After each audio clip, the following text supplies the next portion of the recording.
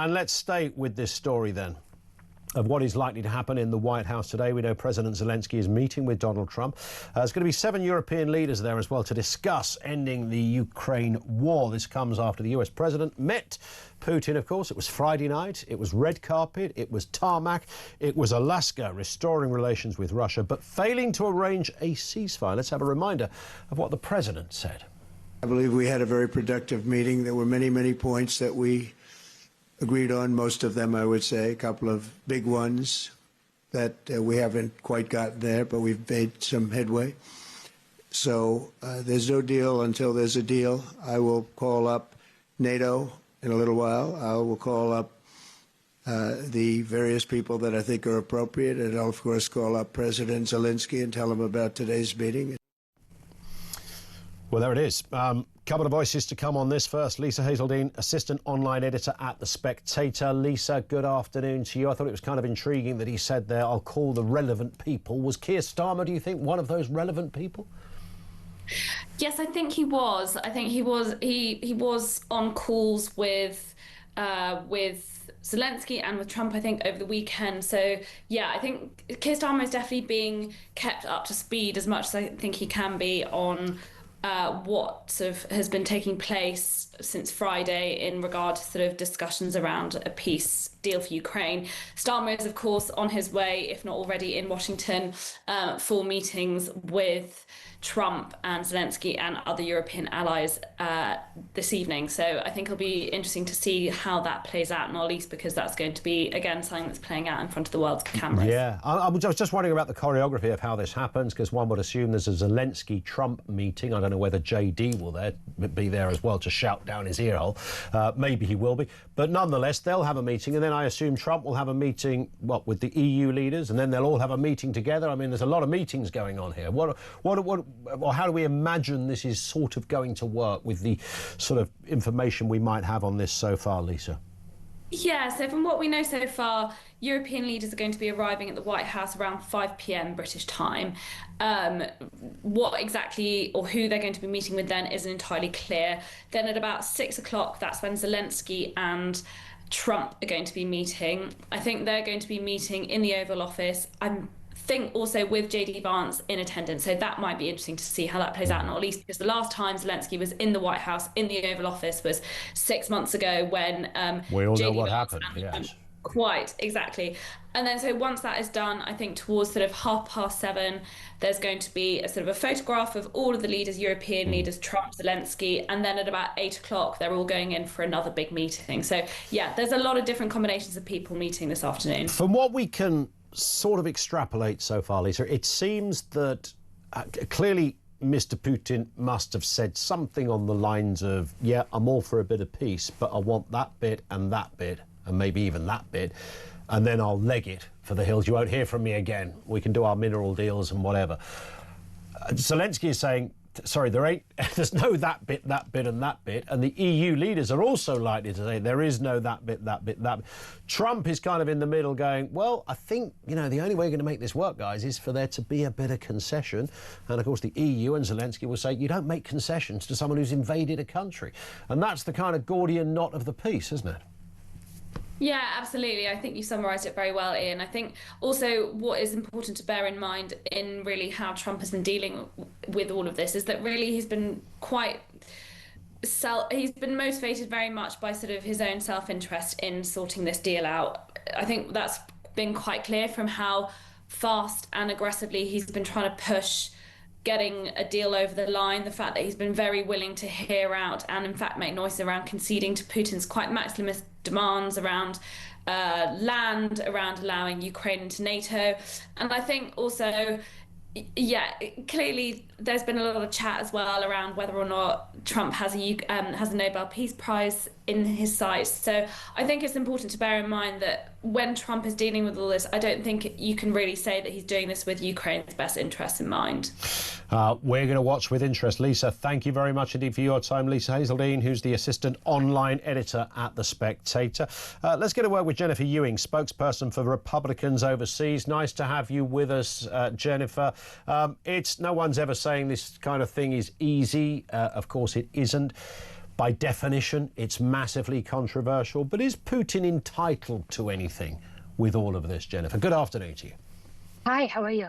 Well, I think what he is entitled to is a seat at the table with Zelensky, because at the end of the day, this is a Ukraine-Russia war, and those are the two men that need to make the decision with regards to what happens. That's why you heard the President Trump say over the weekend, of course he wasn't, making any decisions with regards to land or territory, because that's Ukraine's decision to make. So yes, Putin absolutely needs to have a seat at the table. There is a feeling, sorry to interject, Jennifer, there is a sense that Mr. Trump does there's a sense that he is in agreement that a concession of some kind is the only way this is going to be solved. Well, you're absolutely right. Concessions on both sides will need to take place. That's what a negotiation is. Otherwise, if it's just one side making concessions, to surrender. So, yeah. But some would say, what has Zelensky got to make a concession for? His country's been invaded. Well, exactly. His country has been invaded, and I think if it were not for the United States, it would have probably been invaded even more. So the fact that the United States has said they want to step away from this, and it's a European war, and all President Trump is trying to do here is, mediate peace, right? We are the mediator. This is not a U.S. war, it's a Russia-Ukrainian war. This is the closest we've been to peace in 3.5 years. The fact that, we're 48 hours since that, the Anchorage meeting, and already we have the European leaders flying out and Zelensky flying out. I think if they can discuss, that's where the European leaders were invited by President Trump to, of course, to discuss some of this security guarantees. So I heard that Trump, even if things go well, of course, they have to go well over the next few days, he'd like to have the trilateral meeting with President Putin and President Zelensky in the next week or so. Is there I mean, who knows, with international diplomacy at this kind of level, it doesn't really get any bigger. The stakes are very high. I don't know, is there something that, it's all very well saying we'll give that region away to Putin. Objectively, if you're an outsider, it's easy to say that. And of course, Zelensky's answer will be, well, it's not just a region, there's people live there as well. I'd be handing over part of my population to another country. So, I mean, that when you look at it like that, it's almost impossible, isn't it? Well, I mean, what's the option? To allow another year and a half of hundreds of thousands of Ukrainian and Russian men and women dying? I mean, Russia has gained some territory recently. So I think this idea that perhaps people had back in 2022 is that Ukraine could win, that's it. What does winning look like? No one was ever, able to define that. So President Trump ran as a president of peace. He does not want, these wars to just continue on. He's already basically been involved in 5 peace conflicts over the last, say, 200 days that he's been, in office. And a lot of that comes down to he's doing it with trade negotiations. It's Ronald Reagan's old saying of peace through strength. Now, why Reagan used his military a bit more than President Trump likes to, Trump likes to use economics. So that would have been definitely what was discussed on Friday. And I think we're closer than we have ever been. I mean, to peace. And you know what? If somebody else had a better idea over the last 3.5 years, love to hear it. But I think this is at least a positive step forward. And we're not looking to win the war. We're looking to end the war. Do you sense that if there was this trilateral discussion between Zelensky and Putin and President Trump, and it came to nothing, and they tried to hammer it out, they couldn't, they talked late into the night, how these things work, the coffee came in, I don't know, maybe the red wine came in, who knows, but nonetheless, they gave it a good go and it came to nothing. Would America eventually just walk away and say, look, we tried, now it's your battle, guys, and hand it straight back to the 2 leaders and the rest of the EU? Yeah, that's a great question. I don't, Trump was elected, like I said, on ending some of these wars. So he certainly does not have a mandate for this to continue, for the blank checks to continue, that sort of thing. We have enough problems at home. If we get to the point that America is using more sanctions and, putting more pressure on President Putin, that's because the peace agreement has failed. And if the peace talks fail, everyone's a loser, especially the Ukrainians and the Russians, because it's their war. Quite frankly, does this affect day-to-day Americans other than the fact that nobody likes to see, the killing of innocent people? No, it doesn't. So, I think the world is a little ungrateful for the fact that the President Trump has decided to act as a mediator in all of this. I don't know any other world leader that could get Putin to fly to their country and, have a bilateral meeting, because that's not happened in the last 3.5 years, has it? Yeah, well, indeed. And the thought of Sleepy Joe, or the horror of all horrors, Kamala Harris trying to conjure this thing up, is the stuff of nightmares. Listen, Jennifer, great to have you on with us. Jennifer Ewing, spokesperson for Republicans overseas. Let's get a word from Svitlana Romanko, founder and director of the Ukrainian campaign group Razom We Stand. Good afternoon to you. Nice to have you with us. I'm going to take a guess here, but I would assume from a Ukrainian point of view, the word concession when it comes to territory has no part in this discussion. Would that be fair? Yes, absolutely so. And I just wanted to thank you so much, first of all, for having me. Pleasure.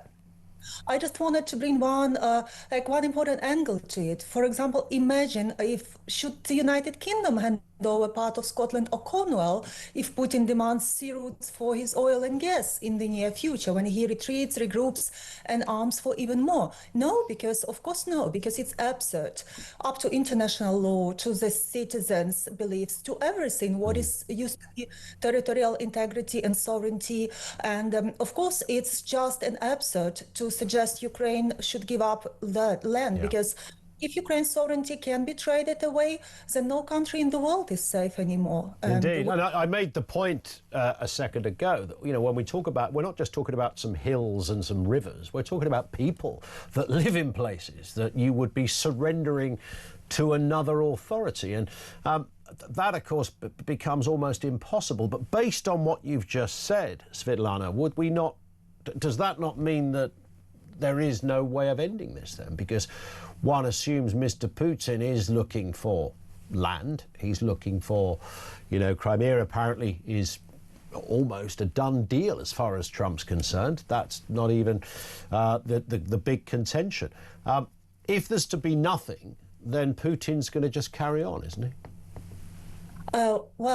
This is not as simple as that, because actually the UK intelligence service has calculated just recently that Putin would need another 4.5 years to progress in Ukraine and to get more territories. And he just temporarily ceased for now. So it doesn't look that simple, and he might be bluffing at this point, just trying to get his friend President Trump into these land trade-offs. But it's just not something that it's just completely legally possible and possible at the battlefield. But we do believe, and I do believe personally, that the most effective way to end this war and the most fair and just peace would be, first of all, draining economic welfare of Putin's war machine through the sanctions on his oil and gas trade. Because when Putin will run out of money, literally, he will have to choose if to pay pensions to his own citizens or just to buy more tanks and drones to attack Ukraine even more.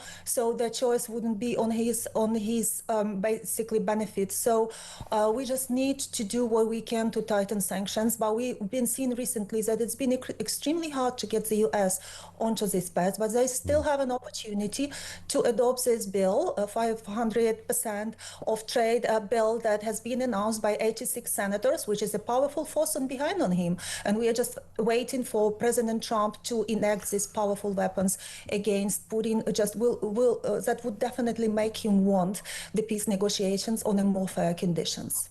Is the only other way for Trump to do a deal with Russia I mean, there are many sanctions already on the Russians, so Trump could ease those, invite Putin into a financially beneficial deal on account of him pulling out all of his troops and efforts in subjugating Ukraine. And then maybe Trump and Zelensky can hammer out some kind of agreement so that there is an appeasing in some respects of Putin, but it's not an appeasement that has happened directly from Zelensky or the Ukrainian people. It's unconventional, but could that be the answer? Oh, we shall see that today, I believe. But the answer that our government has provided with was that ceasefire first, just stop killing people at their home at night, and just sit on the table and have a conversation, speak. But this diplomatic effort actually risks to put into even more ambiguity and undecisiveness from the governments and in less favorable position. And I will just add that what could be done, no trust has to be made to any economical trade deals with Russia, because everything that President Trump wants to make a deal with Putin about is about energy transition minerals in the Arctic, is about energy transition minerals in occupied Ukrainian lands.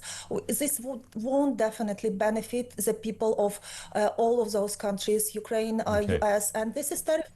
This should not have happened at all. All right, we will certainly be eyes glued to what happens in the coming hours. Svetlana, thank you very much indeed for your time. Svetlana Romanko, founder and director of the Ukrainian campaign group Raison We Stand.